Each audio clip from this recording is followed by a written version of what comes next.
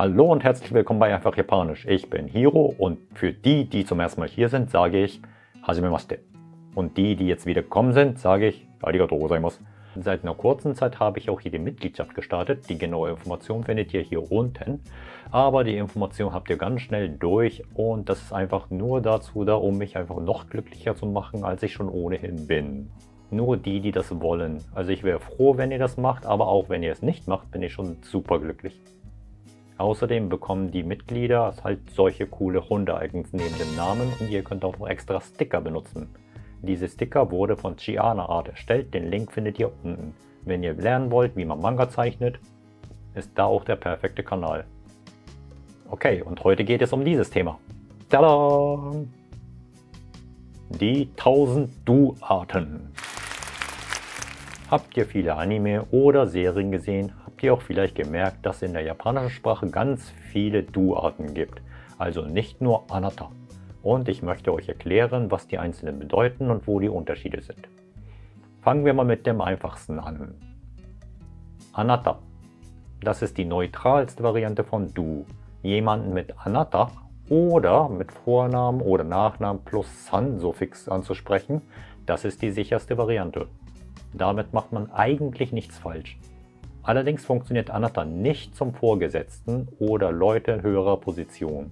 Eine ähnliche Du-Variante wäre Sochira. Das Witzige ist eigentlich, dass Sochira wörtlich übersetzt diese Richtung heißt. So nach dem Motto, hey, du da hinten, also die mir gegenübersteht, sag mal, das wäre Sochira.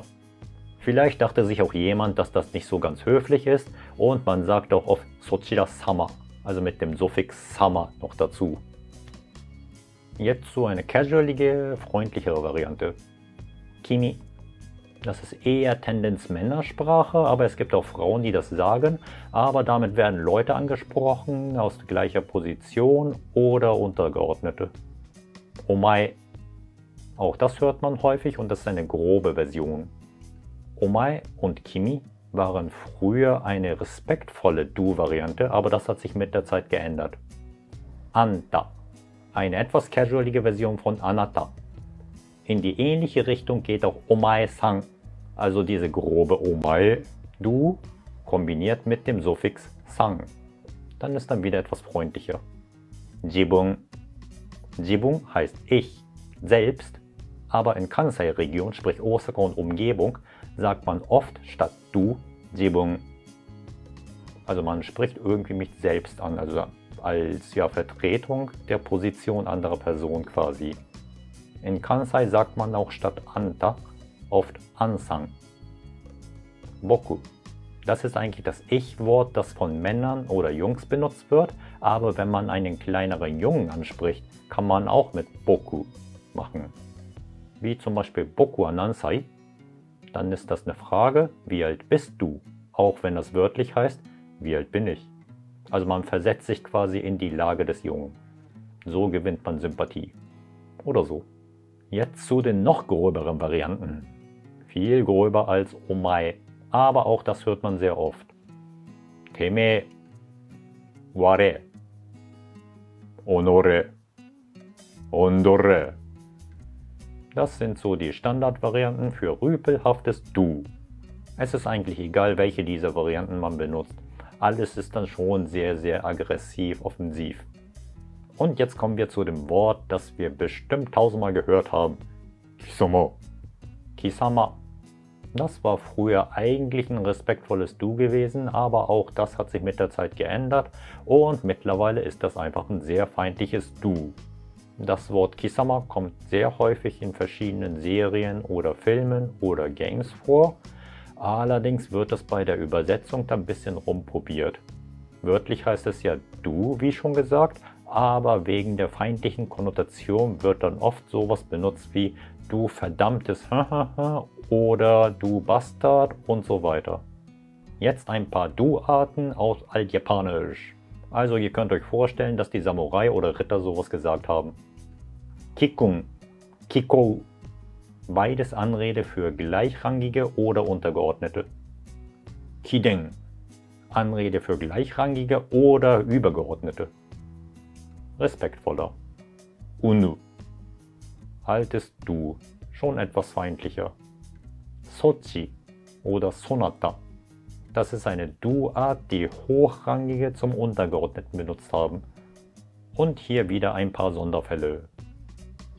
Wenn man bei einem Geschäftstermin Ihre Firma sagen möchte, sagt man nicht Anata no Kaisha oder Sochira no Kaisha, sondern eher Kisha oder Onsha.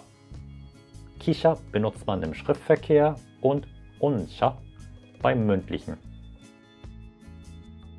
Und jetzt kommen wir zum ganz wichtigen Punkt der japanischen Sprache. Ich habe zwar die ganzen Du-Arten erklärt, aber die meisten davon werden in der Praxis nicht so oft benutzt. Könnte dann sogar unhöflich wirken, wenn man immer Anata, Anata, Anata sagt. Was macht man stattdessen? Man benutzt häufiger den Namen plus San. Oder gar nichts. Also wenn man zum Beispiel jemanden nach dem Alter fragen will, fragt man nicht Anata no nendei wa, sondern Kato-san no nendei wa. Wie alt ist Kato-san? Das wird dann etwas softer in der japanischen Sprache. Und wenn es ganz klar ist, wer angesprochen wird, kann man einfach nur fragen Nenrei wa? Alter. Und das heißt dann, wie alt sind Sie? Das wäre die praktische Variante. Man darf aber auch nicht vergessen, dass man jemanden nicht nur mit du, sondern mit dem Wort ansprechen kann, die die Position zeigt. Sprich so wie Sensei, Lehrer, Meister, oder Senpai, also jemanden aus höherem Jahrgang oder erfahrenere Person. Und da sagt man auch nicht Anata wa o genki desu ka? Sondern zum Beispiel Kato Sensei wa o genki desu ka? Geht es Ihnen gut, Kato Sensei? Das wirkt dann viel freundlicher als Anata. Moment, aber was ist, wenn ich den Namen nicht kenne? Ja, eine berechtigte Frage. Lösung 1. Anata, Sochira, Kimi, passende Anrede benutzen. Beispiel: Kimi wa Udon suki? Kimi wa Udon suki? Magst du Udon? Möglichkeit 2. Gar keinen Namen benutzen. Blickkontakt, Körperrichtung. Beispiel: Udon suki? Udon suki?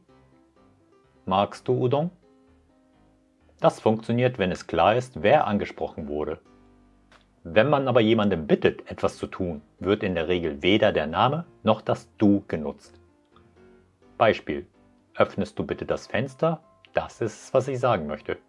Auf Japanisch wäre dann Mado o akete kudasai. Mado o akete kudasai. Würde man hier sagen Anata ga Mado o akete kudasai oder Kato-san ga Mado o akete kudasai, klingt das fast wie ein Befehl. Möglichkeit 3. Nach dem Namen fragen. Das kann eine einfache Lösung sein, aber natürlich nur, wenn das angemessen ist. Ja, und das waren die meisten Du-Arten in der japanischen Sprache. Es sind schon viele, aber die meisten werden im Alltag auch nicht so benutzt. Aber man sollte schon wissen, was sie bedeuten. Dann versteht man die japanischen Serien auch viel besser als vorher, oder? Wie findet ihr es eigentlich, dass die japanische Sprache so viele Du-Arten hat? Interessant oder eher unnötig? Ihr könnt ja eure Meinung oder Anregung oder was auch immer in das untere Kommentarfeld hineinschreiben. Finde ich super, das lese ich mir gerne durch. Und ich hoffe, wir sehen uns beim nächsten Mal wieder. Ciao, ciao. Mata ne.